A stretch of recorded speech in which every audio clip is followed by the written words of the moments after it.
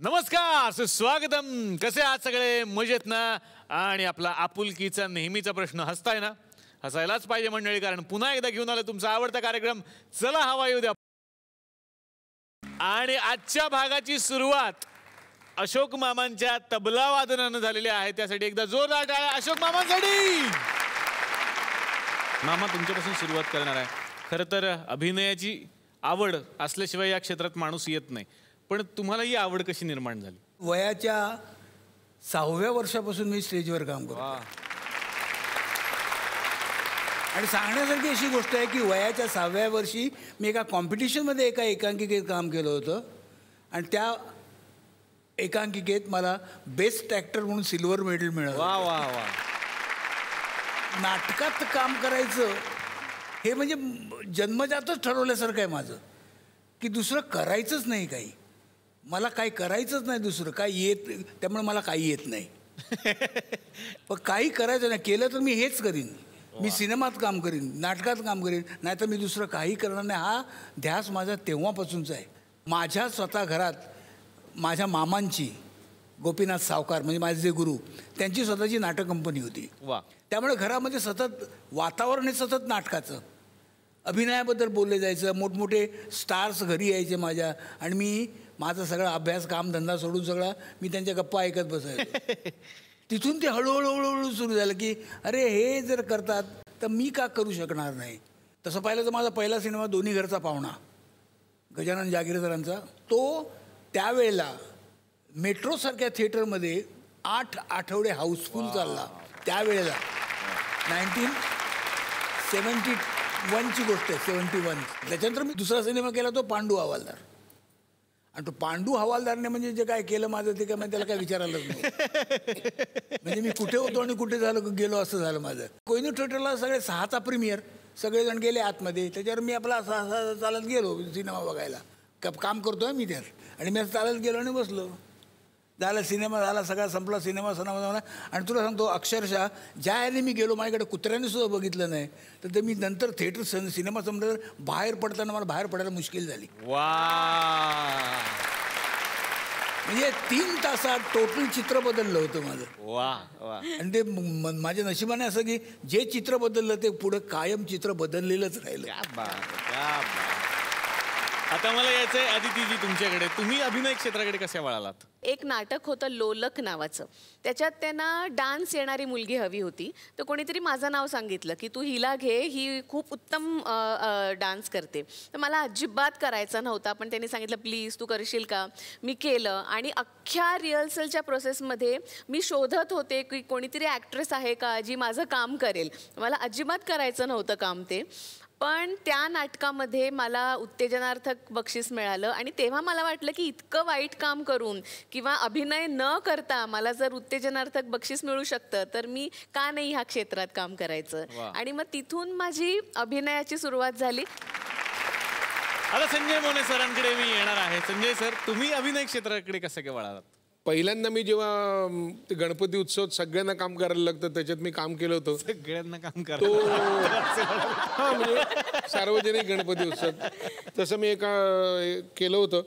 आणि मी सैनिकाचं काम केलं होतं, आणि तो जो प्रमुख नाटकाचा नायक असतो तो मरून पडलेला असतो, आणि मग त्याचा भाऊ येऊन हल्ला करतो आणि आम्ही पळून जातो असं होतं. तर पळता पळता माझा पाय त्याच्या पोटावर पडला आणि तो मेलेला असा गचकन उभा राहिला. त्यानंतर त्याच्या वडिलांनी नाटक तिथेच थांबवलं आणि ते मला स्टेजवर मारत होते. अरे बापरे. तो रडत होता, मी रडत होतो, आणि लोक हसत होते. म्हणजे एकाच वेळेला रंगभूमीवरती करुण रस आणि प्रेक्षकात हास्यरस, असं जगात एक पहिलाच प्रकार मी तो जवळजवळ केला असेल. मला काही फार कसली महत्वाकांक्षा नाही की आपण हेच काम केलं पाहिजे, तेच काम केलं पाहिजे. आता साधारण एक 30-35 वर्ष काम केल्यानंतर आपल्याला वाटतं की एखाद्या भूमिकेवरती आपला ठसा पाहिजे. पण नको ना, म्हणजे एक एवढीशी रंगभूमी, त्याच्यावर सगळे ठसेवाले, तर उरलेल्यांचं काय नाही उमटला कुठल्या गोष्टीचा ठसा. मी तर नेहमी सांगतो की तेव्हा शिवाजी मंदिर हे प्रमुख केंद्र होतं मराठी नाट्यसृष्टीचं, आणि मी दादरला राहायचो म्हणून मी काम करायला लागलो. मी जर डोंबिवलीला वगैरे राहत असतो तर मी नटसम्राटच्या भूमिकेसाठी सुद्धा आलो नसतो. मी उदबत्त्या विकल्या असत्या, पापड लोणची विकली असती. कारण मला शांत सुखाने राहावं असं वाटतं. कधी कधी लोक त्रास देतात. म्हणजे एकदा एक माणूस आला तो म्हणाला, मला ओळखलत का? म्हटलं नाही हो, असंच बाहेरगावी कुठेतरी. असं काय करता, ओळखलं असेल? म्हटलं नाही, शपथ नाही ओळखलं मी कसं ओळखीन तुम्हाला? आपण 8 वर्षापूर्वी भेटलो होतो. म्हटलं नाही मला ओळखत. बघा तुम्ही बुद्धीला ताण द्या. अहो म्हटलं बुद्धीला ताण देऊन मी आता प्रयोग करणार आहे, तुम्हाला किती ओळखेल? तो जायलाच तयार नाही. काय करणार? शेवटी मग मी बाजूला असं इकडे तिकडे बघितलं, ते गुलाबाचं फूल पडलेलं होतं. तर ते फूल उचललं मी, त्या माणसाच्या असं कोटाला असं इथे लावलं आणि म्हटलं जवाहरलाल नेहरू असं म्हटल्यानंतर तो निघून गेला. सगळ्यांचं मस्त चालावं, सगळे कार्यक्रम चांगले व्हावेत आणि आपण शांतपणे म्हातारा व्हावं. म्हातारपणे असं कोणी हाक मारून कोणी टिंगल आपली करू नये. आपल्याला तेवढा योग्य तेवढा मान द्यावा, एवढंच मजा आहे. बस, अजून काय. स्वातीताई, आता तुमच्याकडे मला यायचं आहे. तुम्ही इकडे कसं काय आलात अभिनय क्षेत्राकडे? दादर हिंदू कॉलनीमध्ये माझं बालपण गेलंय आणि हिंदू कॉलनी गणेशोत्सवात त्या वर्षीची उत्तमोत्तम नाटकं सादर होतात अनेक वर्ष. आणि खूप लहान असल्यापासून मी 10 दिवस जाऊन नाटकं बघायचे. तिथे मला त्याची एक आवड लागली असं आज मला विचार करताना वाटतं. मी अभिनय करताना एक दुसरीच कोणीतरी व्यक्ती असते आणि त्याची मला फार मजा येत असावी आणि म्हणून मी ॲक्टिंग किंवा अभिनय या क्षेत्राकडे वळले. अश्विनी मॅम, तुमची एंट्री कशी झाली या क्षेत्रात? मला आठवतं पहिलं नाटक मी केलं होतं शाळेत असताना, 7वीत असताना. इथे ओशाळला मृत्यू आमच्या बाईंनी बसवलं होतं, मराठीच्या बाईंनी, आणि त्यात मी पुरुषाची भूमिका केली होती. अच्छा. असद खान म्हणून जो औरंगजेबाबरोबर सतत एक ते मी दाढी मिशा, त्यात मी जाम खुश होते. हार्डली काही 4-5 वाक्य होती सगळ्यात, पण मला ते सगळं घातल्यावर खूप आनंद झाला होता. आणि मुळात मी ती 4 वाक्य सुद्धा इतकी नेटानी त्याची प्रॅक्टिस करायची. आई म्हणायची, अगं 4च तर वाक्य, किती वेळा म्हणून बघतेस. पण ते खूप आवडीनं मी करत होते. आणि मग असं वाटलं की आता आपण नाटक प्रोफेशनली करून बघावं का. आणि त्याला खरं तर कारणीभूतही शरद ठरला. एक छोटीशी ॲड फिल्म आम्ही करत होतो दोघंजण, आणि तो मला म्हणाला की तू का करत नाहीस? म्हटलं नाही रे, आता काय, मुलगा झाला, एवढं वय वाढलं माझं. म्हणजे माझा मुलगा 6-7 वर्षाचा होता, आता मला कोण घेणार? असं मी त्याला म्हणे, वेडी आहेस का? तू खूप छान काम करतेस, तू करायला हवंस हे सगळं. पण मग असंच पुढे अचानक आली संधी आणि मी या क्षेत्राकडे वळले आणि ती वळलेच. वा वा वा. शरद सरांची कशी काय एंट्री इकडे झाली सर? दुसरं काही करायचं नव्हतं. जसं मामा म्हणाले, मला दुसरं काही येतही नाही. म्हणजे मला कोणी जनरल स्टोअर उघडून दिलं तर 2 दिवसात मी भिकेला लागेन. ते चालवता येणार नाही मला. शिवाजी मंदिरला एक राऊत नावाचा पेंटर आहे, तो सगळे बोर्ड रंगवतो. त्याच्या आधी 14 व्यावसायिक नाटकात 75 रुपये 60 रुपये नाईटवरती एक अशी बारीकशी एंट्री वगैरे असे मी रोल करत होतो. त्या नाटकांच्या मी प्रेक्षकगृहामधून जायचो तर तिथे ते बोर्ड लागलेले असायचे. आता नाटकात अशोक सराफ असतील तर आमची सगळ्यांची शरद, बिंदू, मन्ना हे अशी नावं आणि मग आणि अशोक सराफ.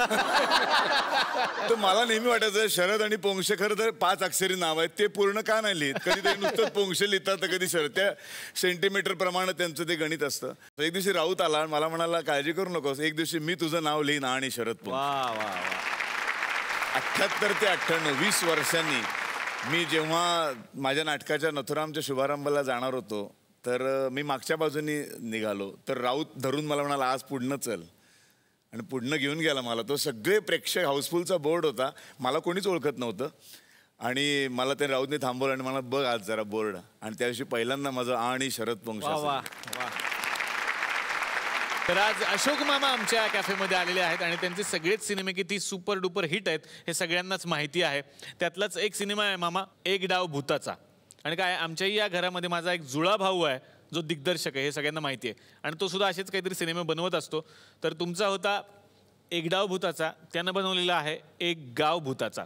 बघूयात मग त्याच्या सिनेमात काय.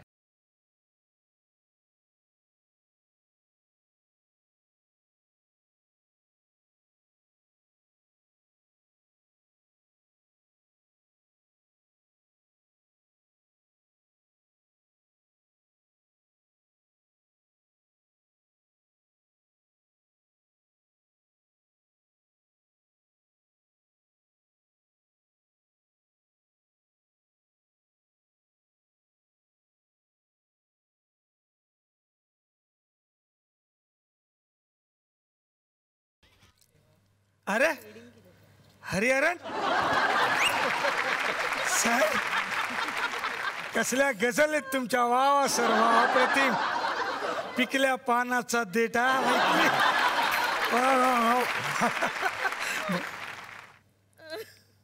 सर आता तुमची इच्छा आहे का मी तुम्हाला ओळखावं? तुम्हाला अख्खा महाराष्ट्र ओळखतो सर. प्लीज मला ओळखायला लावू नका. Great actor. कोण? अरे ओमपुरी. वा सर वा. पप्पा स्किट दिलंय ना आज तुम्हाला काहीतरी वेगळं करायला. हा हा हा. स्किट मध्ये काम करा. तुम्ही शिक्षक आहे आज. हो शिक्षक नाही. बाळा तुकरटवाडी कुठे आहे रे? बाळा? अरे मला स्वतःला 2 बाळा आहेत. चेक करा. स्वतःचीच आहे का युट्यूब वरून डाउनलोड केली? फालतू सारखं बोलू नकोस. काय काम होतं ते सांग. ते हा रस्ता तुकरटवाडीला जातो का? रस्ता कुठंच जात नाही, आपल्याला जावं लागतं. मला खरंच तुकरट विनोद आहे. खरंच आता तुकरटवाडीला आलो मी. बरं शाळा कुठे? शाळा? हा हे काय शाळा? ही शाळा आहे? होय. मग तुम्ही काय करताय? मी या शाळेत शिकतोय. अहो तुम्हाला 2 पोरं आहेत ना. होय, पण ते कॉलेजामध्ये शिकतात. या शाळेत अजून शिकतोच. कितवीला? जाऊन या मग. इथं काय करताय? आघाऊ सारखं बोलू नको. नाही. काय काम होतं ते सांग. हा ते शाळेत अजून कोण कोण आहे? शाळेमध्ये एक बाई आहे. यस. आ? नाही काय कुठे आहेत त्या बाई? बाई या शाळेमध्येच असतात. हा मला शिकवतात. अच्छा. मी एकला या शाळेचा विद्यार्थी आहे.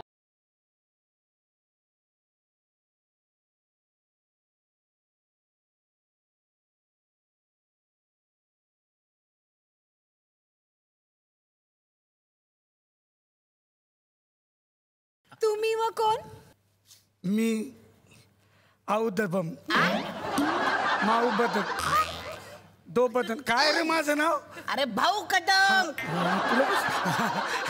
मी मास्तर आहे या शाळेत. आणि तुम्ही? शिक्षिका. 2 मिनिटं थांब बोलतोय. शिक्षक बुक काय करू नका. सांगा ना तुम्ही. शिक्षिका. अरे बोलतोय मी, जरा थांब ना. सांगा ना तुम्ही. शिक्षिका. तुला काय अक्कल बिक्कल आहे का नाही? बोलतोय ना मी. अरे मी बोल. किती वेळा शुक करतो? बोललो नाहीये बाबा. काहीतरी चालेल तुझ्या मुलाला. पण ही तर एक शिक्षक शाळा आहे. तुम्ही इथे आलात तर मग आम्ही कुठे जायचं? जा ना कुठे. मला काय करायचं?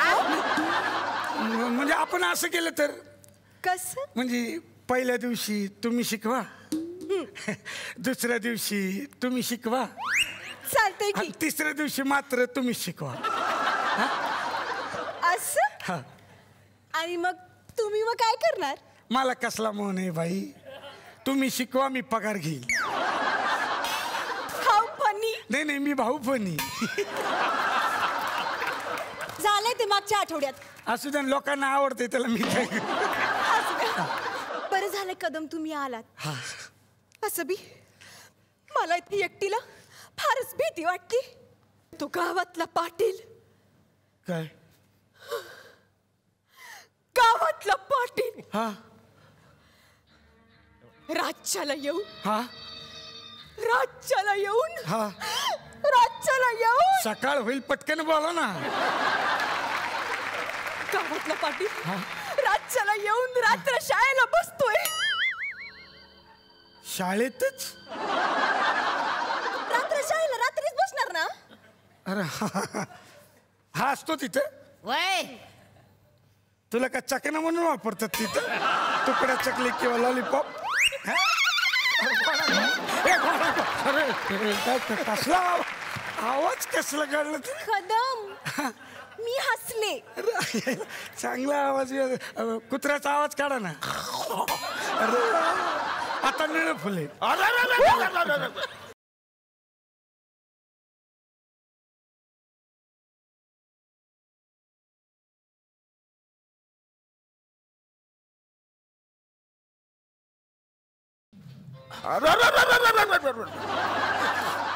बाई बाई नाही नाही मी बाई नाही मी भो भो भे यार काय आईच्या चिमण्या हाणल्या एक राहिलं सर काय अरे ते माझं आहे तिकडे जा बाई वाड्यावर चला नाही नको ते मला वाड्यावर नेतायत त्यांना इंग्रजी शिकायचंय म्हणून इथं शिकवा ना इथं काय प्रॉब्लेम कशाला वाड्यावर वाड्यावर कशाला मग कारण आता वाड्यावर कुणीच नाही आणि चुलीवर दूध ठेवलेलं आहे मांजर आलं दूध प्यालं तर करायचं काय चहा प्यायचं कसा मी त्याच्या आईचं लुगडं धुतलं तुझ्या काय जायचं नाही तुम्ही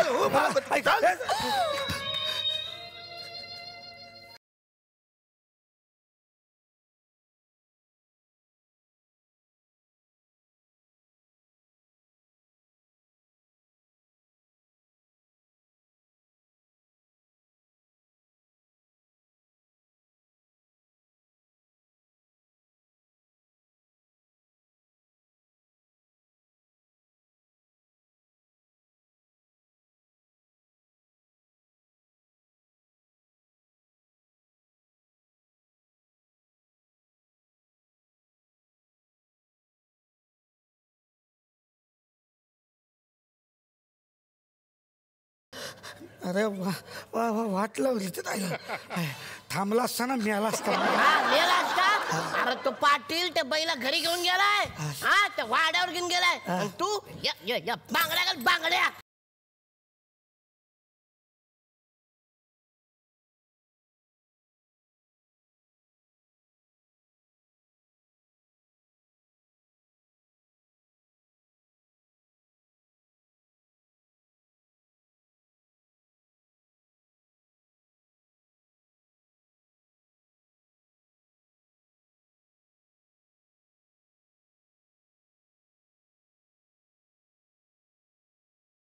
अरे तो पाटील त्या बाईला माझ्या समोरून घेऊन गेला मी काही नाही करू शकलो अरे पुरुषासारखा पुरुष असून मी इथं का तबल पडलो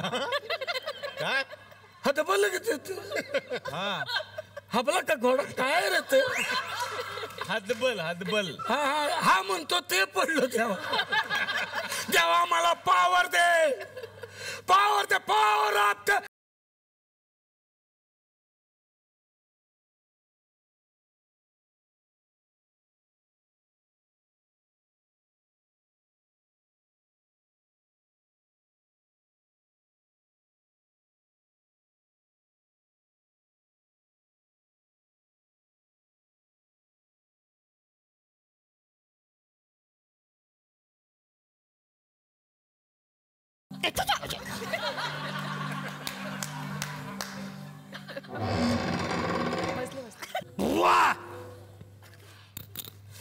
गबस ना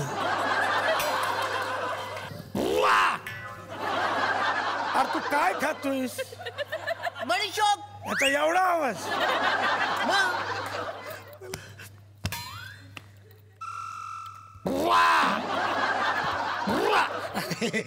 याचा आवाज आहे बुबा बाबा मास्तुरे उठे कोण कोण कोण आहेस तू कोण हवंय स्पृहा नाही नहीं अशोक सराफ जी आए तिथं जोक करता है क्या जोक करता है तुम जिस स्कूल में पढ़ते हो उसके हम हेडमास्टर थे हेडमास्टर कौन हेडमास्टर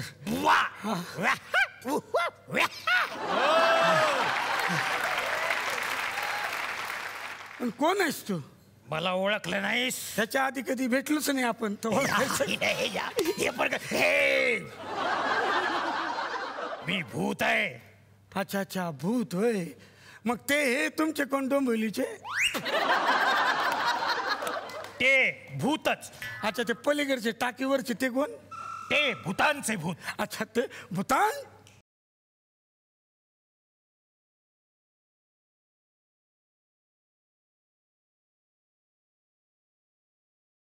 तुला इथं कोण दिसतंय होय है ना तूच दिसतोय. मी नाही रा. हे बाई इथं बघ, समोर बघ कोण दिसतंय. हा, एक रस्ता दिसतोय, 2 बायका दिसतायत. अरे तू कोण आहेस बाबा? वा, बुवा, तुझे पाय दाखव. वाटलेलंच तू हे विचारशील. आता बघा, उलटे पायाचे, याचे पाय हात दाखव. हे बघ, हे बघ, आहे का नाही, भूताच्या हात उलटे असतात. याचे तू अरे तू हे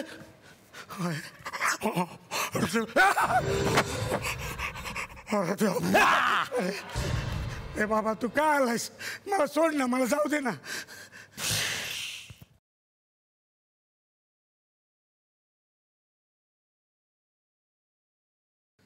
तुझ्यासारख्या फालतू माणसाबरोबर भेट झाली, वाट लागली. तुझ्यासारख्या फालतू माणसाबरोबर भेट झाली म्हणजे वाट लागली. जोपर्यंत मी एखाद्या प्रामाणिक माणसाला मदत करत नाही तोपर्यंत माझ्या आत्म्याला शांती मिळणार नाही.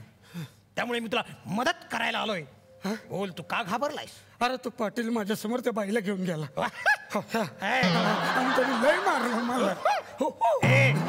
मी पुरुषासारखा पुरुष असून काहीच करू शकलो नाही. काहीतरी कर ना. काळजी करू नकोस, माझा हात पकड.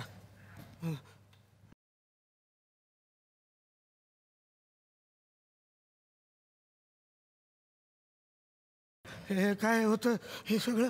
मी तुला माझी पॉवर दिली आहे. तुझी पॉवर मला दिली? येस. धन्यवाद. आता लाईटीचं बिल कोण भरेल?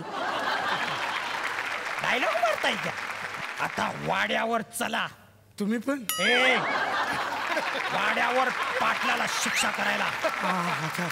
चल.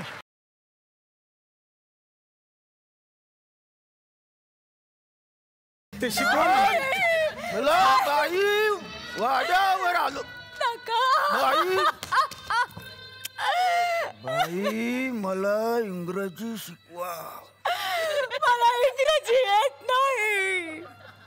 बाई, मला ज्वानी ज्वानी शिकवा. ज्वानी जागे. तुझ्या आईच्या चिमण्या हाणल्या तुझ्या. मला नाही येत इंग्रजी. मला शिकवा, त्याशिवाय सोडायचं नाही. नका, कुणीतरी वाचवा. कोण नाही येणार. मास्तुरे, बघतो काय भिड रे. ए पाटील, आता तू गेलास. आता तू का बाईला हात लावलास तू? हा, बोल. का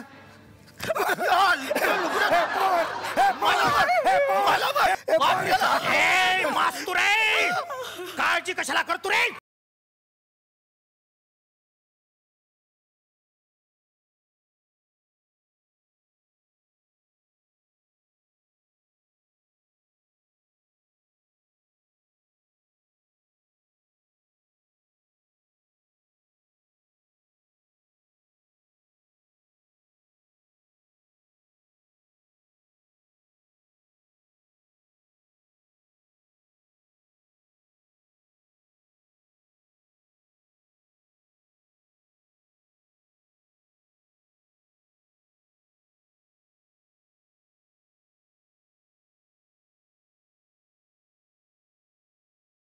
काय पतंग तू काय करतोयस?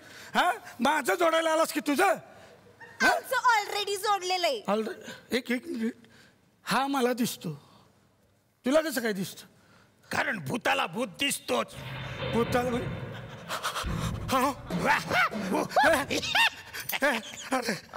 काय झालं? हे दोघं भूत आहेत. हा, मला माहित आहे. माहिती आहे म्हणजे? भूताला ओळखतात म्हणजे भूत तू. महेश महेश महेश महेश.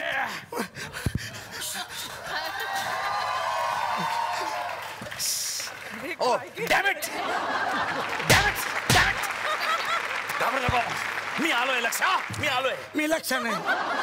लक्षात ठेव, मी आलोय असं म्हणायचंय. लक्षात ठेव. मला वाचव. हे काय, हे काय? ते म्हणाले या स्किट मध्ये तुला फार वाक्य नाही, स्वतःचे 2 पंच घेऊन ये. मी घेऊन आलो. हे बघ महेश महेश यांना ना यांच्या ना कपाळात कपाळात गोळ्या घाल गोळ्या घाल महेश. हा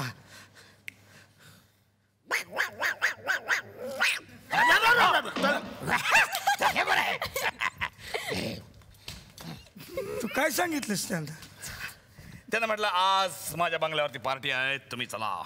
कसली पार्टी? आज सर्वपितृ अमावस्या आहे, आम्ही भूत लोक जमून सगळी पार्टी करतो. अच्छा मी तुम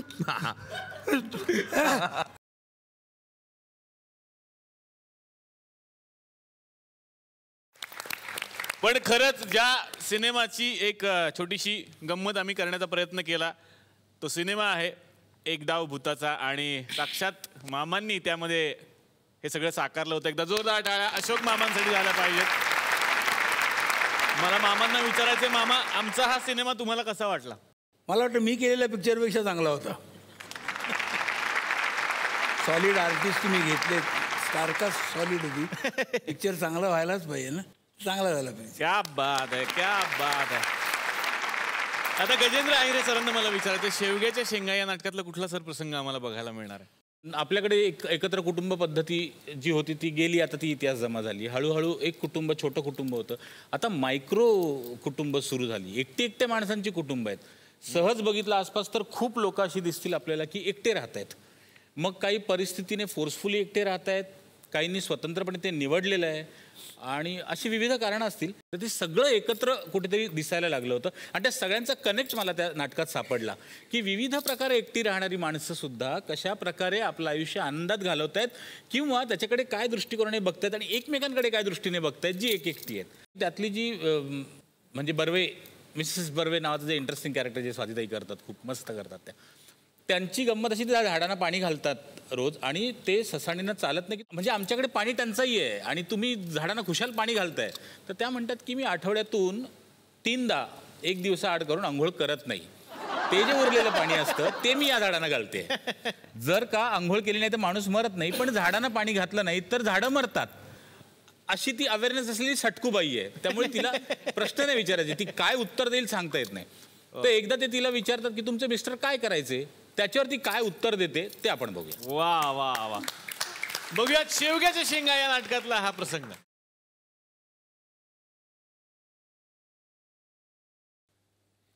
अगं बाई, अहो ससाणी बघा, काय? अहो पासपोर्ट आला माझा, पासपोर्ट. अहो पासपोर्टच नव्हता माझ्याकडे.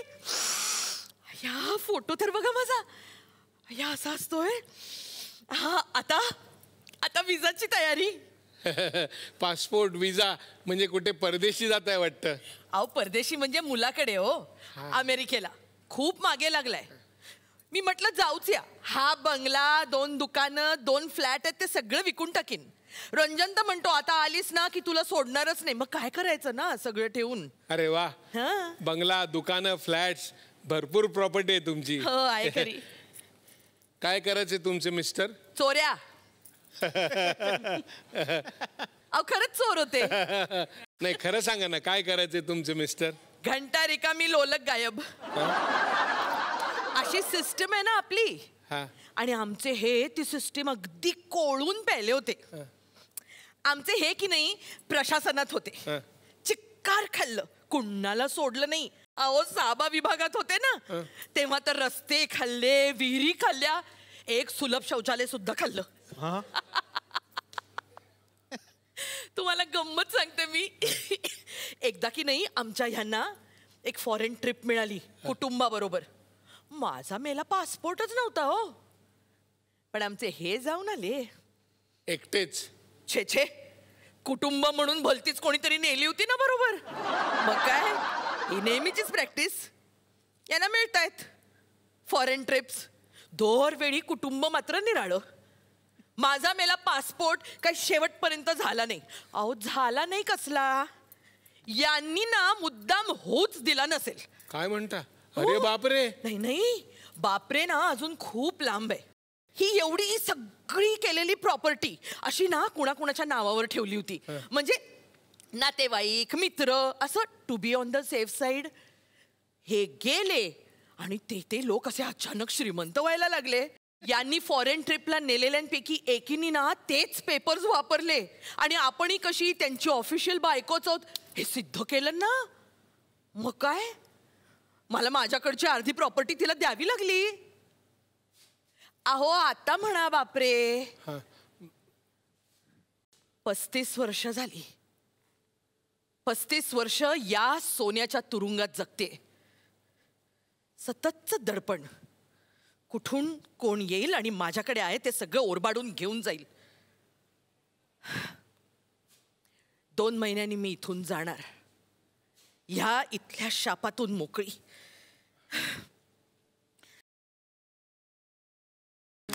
मला माहिती आहे की संजय मोने सरांना पुढच्या शूटिंगच्या निमित्ताने इथून निघायचं, पण तत्पूर्वी एक जो मनातला प्रश्न आहे तो विचारायचाच आहे सर मला. तो म्हणजे संजय मोनेंचं लग्न. लग्नाचा मेनू वेगळा होता सर. हा मेनू म्हणजे मला असं होतं की लग्नामध्ये काय होतं की एक असं ताट असतं, तो कॉन्ट्रॅक्टर जो असतो त्याकडे ते आमंत्रण बरेच वेळा झालेलं असतं, त्यामुळे ते ताट थोडंसं असं झालेलं असतं. त्यामुळे त्याच्यावर भात येतो, मग त्याच्यावर वरण येतं, मग एका लिंबाची जो 64 फुडी कापू शकेल त्याला नोकरी मिळते. 64 एक तूप असतं त्याच्यात, ते असं घालताना त्याचं उडतं, मग ते आपल्याला कमी पडतं म्हणून आमटी घ्यायला आपण जातो तर ती हातातनं सुटते. मग ह्या बाजूने ती कोशिंबिरीचं पाणी असतं त्याला आपण भज्याने अडवतो, त्या बाजूने चटणी, असं सगळं होऊन तो चिखल होतो. मग टण असा आवाज करत एक मसाले भात वाढतात, त्यातला थोडा पॅन्टवर सांडतो, तो जास्त तेलात बनवलं असतं त्यामुळे तो डाग निघत नाही, त्यामुळे त्या लग्नाची तेवढीच आठवण राहते आपल्याकडे. हे एवढं सगळं नको होतं म्हणून मग मी एक अत्यंत सोपा मेनू केला होता, तो म्हणजे भाकरी, वांग्याची भाजी, त्याच्यानंतर कढी खिचडी आणि लग्न केलं हे आठवते खूप ऐकी, गाजर हलवा आणि दही भात, एवढाच मेनू होता. बरेच मित्र म्हणाले आगातला मेनू, पण नंतर मला लग्न झाल्यानंतर खूप लोकांनी सांगितलं, फोन आले, अरे मस्त मेनू होता रे. म्हटलं मग, पण असा मेनू ठेवायची हिंमत होत नाही रे, भाकरी कुठे ठेवायची. म्हटलं गरम भाकरी मिळाली की नाही एवढं, बाकी काय सर्वसामान्याप्रमाणे लग्न केलं मी. आणि सर्वसामान्य माणसांचं जसं टिकतं तसं अजूनही टिकलं.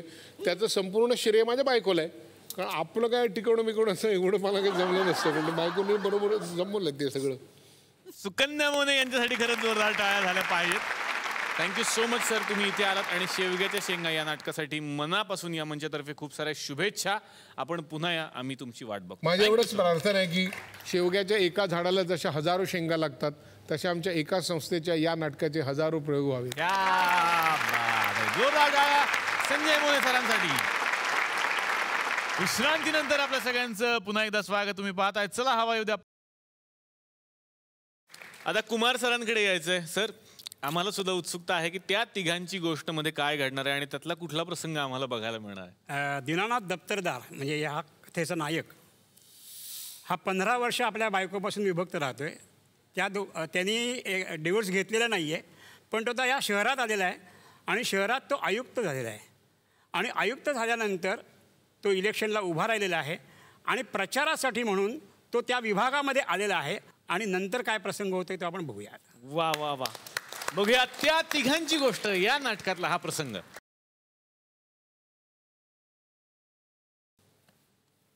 बोल. काय नाही, माझ्या प्रचाराच्या शेवटच्या दिवशी एक मी प्रेस कॉन्फरन्स घेणार आहे. माझी इच्छा आहे की त्या प्रेस कॉन्फरन्समध्ये तू यावंस आणि असं एक स्टेटमेंट द्यावंस की गेली 15 वर्ष आम्ही एकमेकांपासून अलिप्त राहतो, विभक्त राहतो. मी ह्याच्या पुढं कधीही त्याच्याबरोबर राहणार नाही, पण ह्याच्या प्रोफेशनल कर्तृत्वाविषयी माझ्या मनामध्ये आदर होता, आहे आणि यापुढेही तो राहील. समजा मी असं केलं, म्हणजे समजा मी असं केलं तर त्यामुळे नक्की काय होईल? हे बघ सुमन, गेली 15 वर्ष झाली आपण एकमेकांपासून अलिप्त राहतोय. या राजकारणाच्या निवडणुकीच्या धकाधकीमध्ये तुला खेचणं हे मला अजिबात कम्फर्टेबल वाटत नाहीये, पण तरी सुद्धा गेल्या महिन्यात 1.5 महिन्यामध्ये आपल्या दोघांबद्दल वर्तमानपत्रामध्ये बरंच काही छापून यायला लागलेलं आहे. आपण वेगळे राहतो, विभक्त राहतो, याचा अर्थ आपण काहीतरी अनैतिक कृत्य करतोय असं होत नाही. आणि हीच गोष्ट एकाच व्यासपीठावरनं आपण दोघांनी ठणकावून सांगायची. तू तिथे येऊन जर बोललीस तर त्याचा एक वेगळा इम्पॅक्ट येईल. अच्छा, म्हणजे मी फक्त इम्पॅक्ट साठी हवी आहे तर. सुमन, तुला असं नाही वाटत हे जरा जास्तच अति होते? मी अतिशय प्रामाणिकपणे अतिशय पारदर्शकपणे तुझ्याशी बोलण्याचा प्रयत्न करतोय, कारण मला माहिती आहे तुझे माझ्याबद्दलचे पूर्वग्रह प्रत्यक्ष अनुभवातून निर्माण झालेत ते पूर्वग्रह, आकाशातून नाही पडले. अरे राजकारणात पडण्याचा निर्णय घेतलास तेव्हा हा इतिहास आड येऊ नये म्हणून भेटीला आलास. मी दरवाजा उघडल्यानंतर कॉन्फिडन्स वाढला तुझा, लगेच पुढची चाल. मान्य, सपशेल मान्य की अतिशय विचारपूर्वक आणि प्लॅनिंग करून मी नानाला तुझ्याकडे पाठवलं. करेक्ट. पण तुला चॉईस होता नानाशी तुटकपणे वागण्याचा, न बोलण्याचा. पण तू नेमकं चांगलं बोललीस. तू चांगलं बोललीस म्हणून मी तुला फोन केला. तेव्हाही तुला चॉईस होता माझा फोन न उचलण्याचा, न बोलण्याचा. पण तू माझ्याशी बोललीस म्हणून मी पुढची भेट मागितली. मी मदतीची विनंती करतो याचा अर्थ असहाय्यतेनं केलेला धावा वगैरे असं काहीतरी समजू नको. हा, do you understand? Yes I do Dinanath. आणि आताही मी चॉईस केला आहे. मी तुझ्या प्रेस कॉन्फरन्सला येणार आहे, पण या दोघांच्याही साक्षीनं तू मला एक शब्द द्यायचा आहेस. या प्रेस कॉन्फरन्स नंतर मी जिवंत असेपर्यंत कुठल्याही सबबीवर तू घुसणार नाहीस आमच्या आयुष्यात. Leave us alone. सुमन, तुला असं नाही वाटत निदान आता तरी तू आम्ही, आमच्या या शब्दांच्या ऐवजी मी, माझ्या हे शब्द वापरायला हवेस तुझ्या आयुष्यात? धन्यवाद. बाबा, तर आता या मंचावरती या दिग्गजांच्या सोबत मी आमंत्रित करणार आहे या तीनही नाटकाच्या निर्मात्यांना, ज्यांच्या पाठबळामुळे या सुंदर सुंदर कलाकृती रसिक प्रेक्षकांच्या पर्यंत पोहोचत आहेत. तर या मंचावरती मी आमंत्रित करतो लगीन घाई या नाटकाचे निर्माते गोपाळ अलगिरी यांना.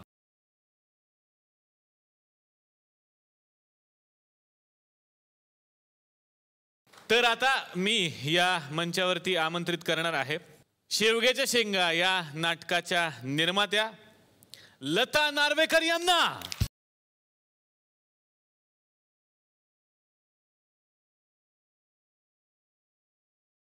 आता यानंतर मी या मंचावरती आमंत्रित करणार आहे त्या तिघांची गोष्ट या नाटकाचे निर्माते शरद बागवे आणि अशोक नारकर यांना.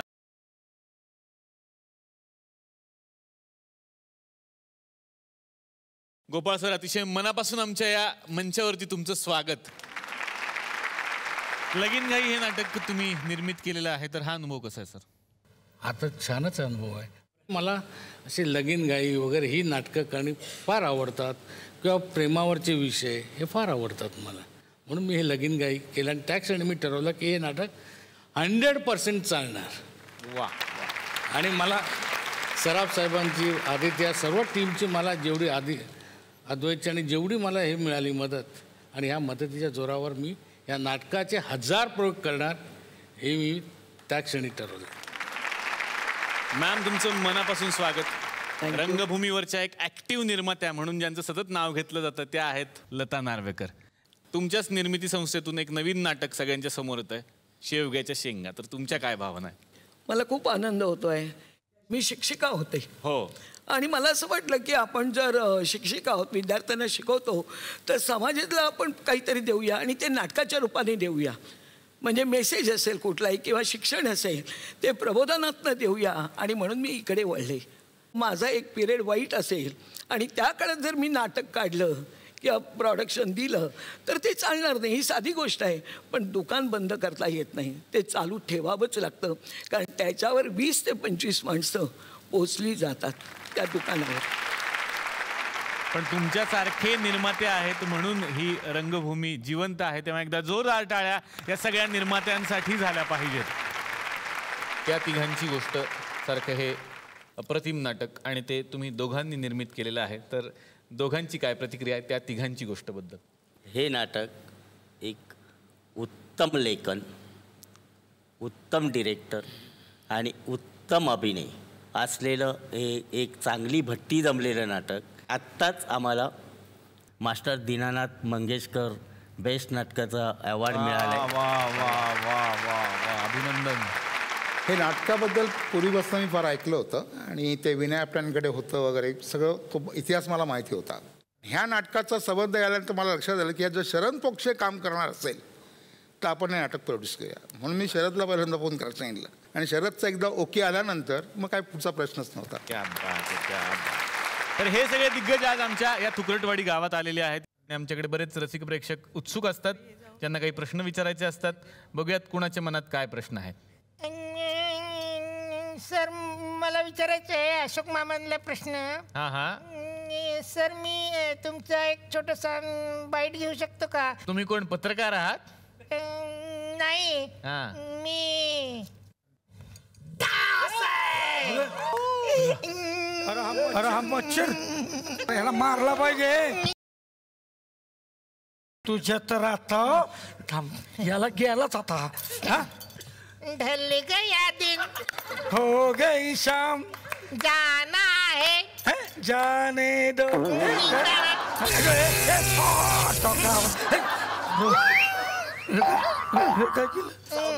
अरे कुणाचं रक्त प्यायलो काळा काळा पडलो एकदम. याला काय करू? अरे मरल कशाने? हा कबाट कबाट. सर हा केला थोडासा.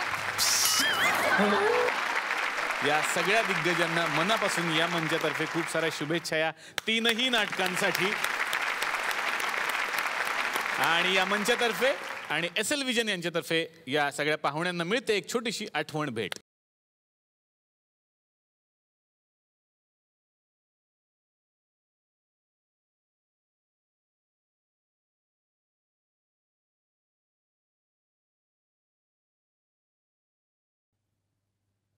तर पुन्हा अशीच धमाल करण्यासाठी नवीन कलाकारांच्या सोबत, नवीन सिनेमासोबत, नवीन नाटकासोबत भेटूयात पुढच्या भागात. बघायला विसरू नका. चला हवा येऊ द्या.